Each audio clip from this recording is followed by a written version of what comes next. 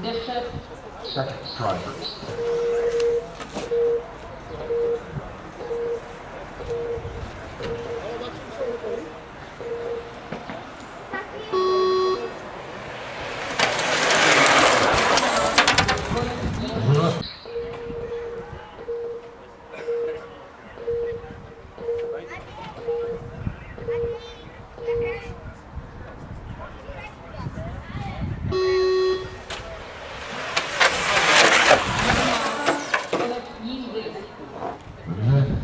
Tady Adam neustál.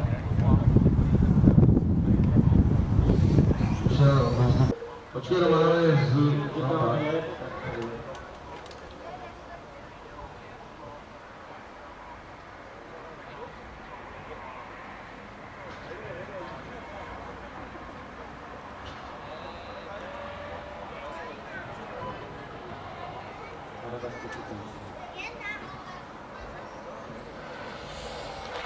Adam, musíš opatrně, jestli jsi dostal novou gumu nebo napasoval něco jiného na to, jestli zvyky, tak to prostě musíš odjet. Ale je třeba startovat.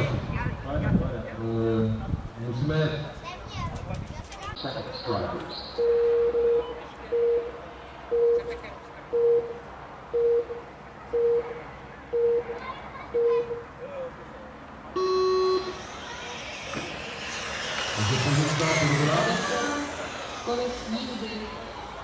Když zaznamená signál.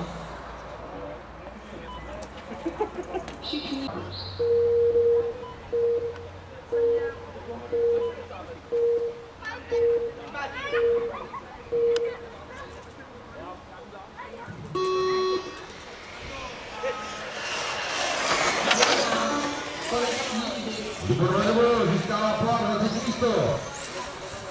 A teď máme kýžené finále. Míra Jurenka proti Vlastníku Švecovi.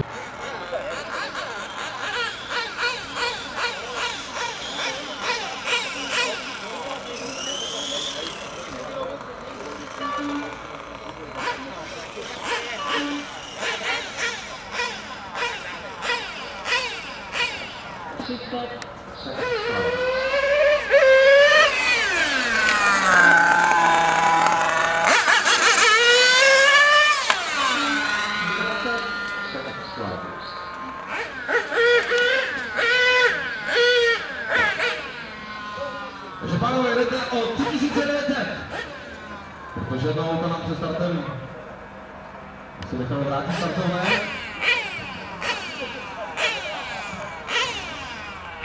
Takže jste připraveni? Romanem Sapího. Kameraman je připraven, pojede.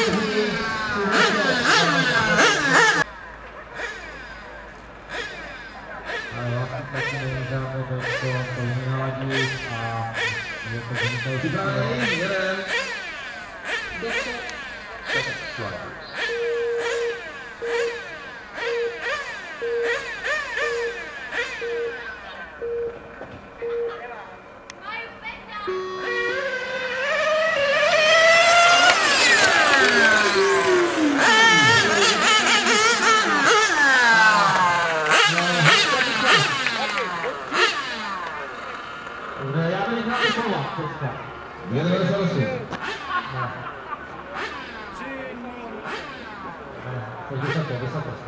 Ty vole, 2,89! Pánové, pojďme rovnou na vyhlášení výsledků. Jo.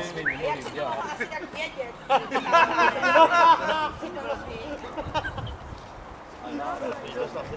Proto se ptám jí, ty vole. Proto si vem. Buď tam, prosím tě, budeš tam chodit často. Buď tam. Budeš tam chodit furt? Já odsouvám jenom rovně dozadu. Vyhlásíme elektry. Na třetím místě překvapení Libor Nojum. Koupíme ho do Svitav. Krásné poháry. On by nejel. Na druhém místě v elektrách Vlastík Švec. Je to srbský, ale. Vlastík Švec GVD. Vlasto, ty jsi mě dostal. Gratuluju. A na prvním místě je Vlastík Švec se 4kolkou. Na druhém musí dej pohár. Vlastní ty výkory, tady to. Máme dneska postavený už spoluvý, koberec, takže ten samý koberec mají Pánové, nejrychlejší elektrář Berto Martine. od Třince až po Svitavu. Však podívej se těch baterek taky. Takže děkujem. Ještě musíš poháry. Čuďáci. Možná, že i na vozíku by byl nejrychlejší. No ne. Já si myslím, že by to dokázal poladit. Ještě tam má. Na třetím místě mezi spalovacími modely Asi není odejít, ne? Protože tam nestojí tak čas na vině, jak vy. skončil František Fráňa. Na to auto. Přišel, viděl, zvítězil. Tak. Po 100 letech na závodní dráze. Ještě ve středu nevěděl, co bude dělat. Jo.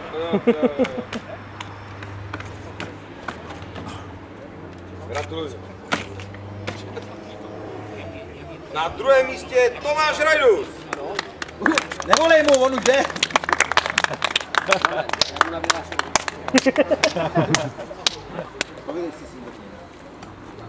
Teď mi dobře ten pocit, že? Gratuluju. A čuďáky vyhrál Míra Jurenka. Ty jsi připravil pohárek. Ale já na spalováci jezdí pořádný chlapy, jako jo? Je to vidět, člověče, tam jsou žádné děti. Gratuluju.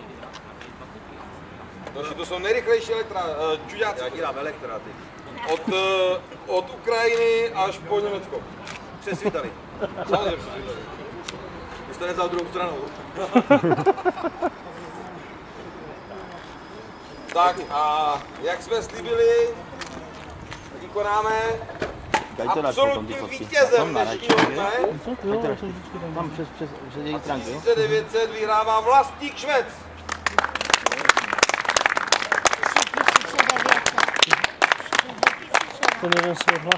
Že vyhrál vlastně všechno. Děkuji, Lučku. Vlastíku, gratuluji. Já tady musím všem říci, že já se dělím tady s šéfem ze spalováků na půl. Takže pojďte sem tady. Tady si to pěkně rozdělíme. Kolik je tam? 9? 5 kilo. Tak to je masakr. A 50 korun zpátky. Jezdí Ne, ještě ne vlastně, počkat, 900. Takhle? Ne, 2 litry a 50 korun zpátky. Tak. Sorry. Pavle už je po závodách. Dívej se, Pavel teď přišel závodit. Vlastíku, ještě to nepočítej. Jako jo, že? 2 litry. Panové, tak kam jdem? Kde nás vezmete? To jsme čekali tohle. Já musím zaplatit mechaniky, ošetřovatele. Mechanici to dělají zdarma, z lásky. Pánové, já vám děkuju za to, že jste přijeli na tuto takový, nechci říct dneska ani nesmysl, ale na takovou tu akci. Sranda akce, ne? Ještě nás vyfoďte s kolegou. Na tuto srandu akci, přesně tak. V podstatě ani takovou účast jsem nečekal. Nicméně, jestli se vám to líbilo, tak není problém udělat nějakou takovou podobnou akci. Místních listů. Akci třeba za rok nebo za půl roku, záleží na vás. Jsem rád, že jste přijeli, takže se uvidíme určitě v Rychvaldě na Budinách. Zítra ve Frýdku Místku. Ano, zítra jsou závody ve Frýdku Místku s cestákama, dneska bylo podívané. A za 14 dní v Rychvaldě. Je to tak? Je to tak. Jo, já nebudu v Rychvaldě, jo? Nashledanou. Já děkuju pořadatelům. Nemůžu do Rychvaldu, tak ani to všichni